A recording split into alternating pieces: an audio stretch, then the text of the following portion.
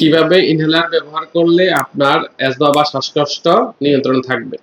আসসালামু আলাইকুম, আমি ডাক্তার আব্বাস উদ্দিন। আজ আপনাদেরকে দেখাবো ইনহেলারের সঠিক ব্যবহারের নিয়ম। প্রথমে আপনি ব্যবহার করার আগে এটা ভালোভাবে এভাবে 2 থেকে 3 বার ঝাঁকিয়ে নেবেন। তারপরে হচ্ছে ইনহেলারের মুখটা খুলবেন এভাবে। এখন হচ্ছে আপনাকে প্রথমে জোর করে আপনার শ্বাসটা ফালাতে হবে, যেমন এভাবে শ্বাস ফালাতে হবে।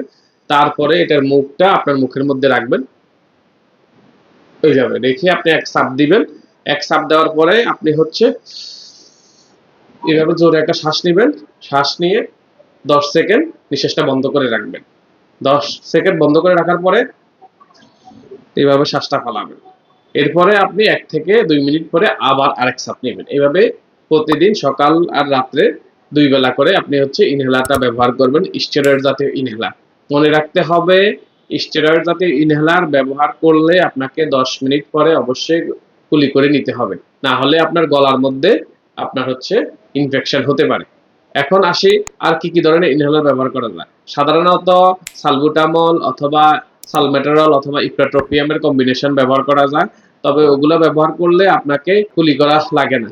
আর স্টেরয়েড জাতীয় হচ্ছে ইনহেলার ব্যবহার করলে আপনাকে গড়গড়া অথবা কুলি করা লাগে।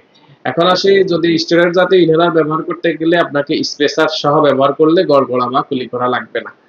এখন হচ্ছে স্টেরয়েড ইনহেলার আপনার হচ্ছে বেস্ট হচ্ছে আপনাকে অ্যাজমাটা নিয়ন্ত্রণে রাখার জন্য।